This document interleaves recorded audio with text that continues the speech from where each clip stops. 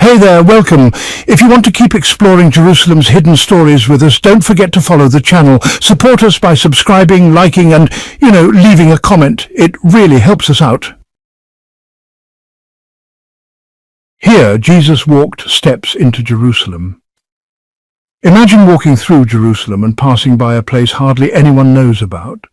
And yet, this is the very spot Jesus walked countless times. Near the southern wall of the Temple Mount lies a staircase most people have never heard of, open to the sky, simple but deeply connected to his story. Out of all the places in Jerusalem, this might be one of the closest spots where you can literally walk where Jesus once walked. Have you ever wondered what it would be like to step on the same path he did? Many of us have imagined it, in prayer, in stories, in hope. Now picture yourself standing on steps from Jesus' time, still here after all these centuries, the very same stones worn down by time. These weren't ceremonial steps. They were the main public entrance into the temple, the heart of Jewish worship, the place where God's presence dwelled among his people. Every faithful Jew was commanded to travel to the temple in Jerusalem for the great festivals. Mary and Joseph, the parents of Jesus, did the same. When he was just a boy, they brought him on this journey. Luke tells us every year his parents went to Jerusalem for the feast of the Passover. When Jesus turned 12, he stayed behind in the temple teaching and told his worried parents, "Didn't you know I had to be in my Father's house?"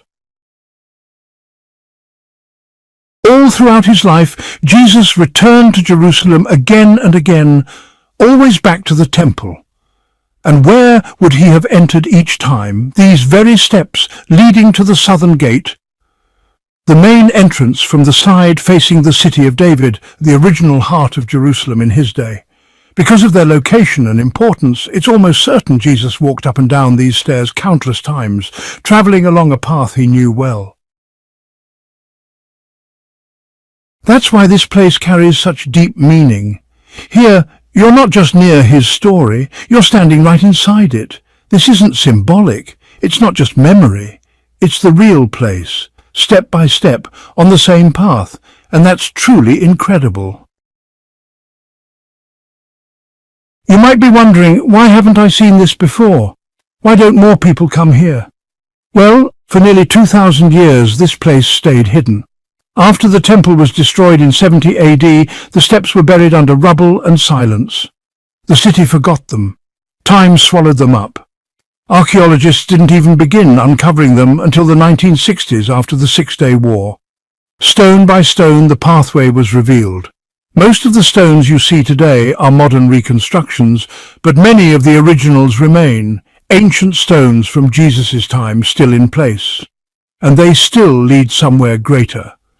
We walk here today because the path has been cleared once more. And now it's time to see it with our own eyes.